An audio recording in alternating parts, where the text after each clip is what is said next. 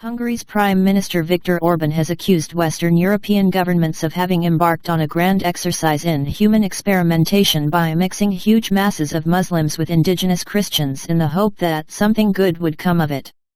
In an interview with Hungary's Kossuth radio, a transcript of which has been seen by Breitbart London, Prime Minister Orbán was asked about an upcoming constitutional court ruling on whether the EU rules on immigration take precedence over Hungarian law, which may herald a legal clash with Brussels if the Hungarian jurists fail to affirm EU supremacy, similar to the EU's ongoing sovereignty dispute with Poland. In the whole European context, Hungary is a special country, because we're the only one in which the people have decided what to do. We had a referendum on immigration, Orban told his interlocutor, contrasting this with the situation in Western Europe where the governments, the elites, think that immigration is a good thing, and so they let in huge numbers of immigrants in 2015-16 thinking that something good would come of it. Since it cannot be scientifically or rather empirically proven in advance whether or not it will be good, I think that this is a supposition, or an experiment. So the Western Europeans have embarked on a great experiment to see if something good will come from mixing huge masses of Muslims with indigenous Christians, the Hungarian alleged.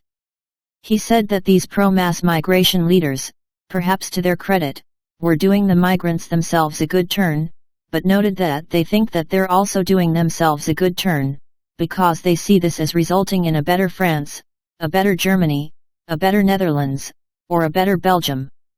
I've never believed in this experiment, he admitted frankly. I don't like experimenting on people. Human experimentation is dangerous. Prime Minister Orbán, who will be attempting to secure a fourth consecutive term of office against a largely unified opposition next year, said the key issue with the mass migration experiment is that there is no way back if it ends up producing negative results. Let's say that terrorist attacks happen in your country and public safety deteriorates. Or maybe the people coming in don't want to work, and you have to commit to huge social spending programs, he said, outlining some issues that could arise as a result of reshaping a relatively homogeneous society into a more multicultural one, issues which would be difficult if not impossible to reverse once the newcomers and their descendants were entrenched in the national population. I'm glad that this issue has been decided in Hungary, Orbán continued, adding that, if the Constitutional Court ruled that EU immigration diktats were incompatible with the Hungarian constitution, he would stand by the constitution. Hungarians sense that in Brussels an obstacle has been placed in front of what they want, and when discussion on what to do about it is tabled, Hungarians don't lower their voices, but instead raise them and seek to clear the air.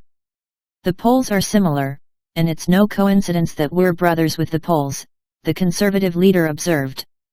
The reality of immigration isn't in Brussels, it's at the Hungarian border, at the Polish border, and in Italian ports.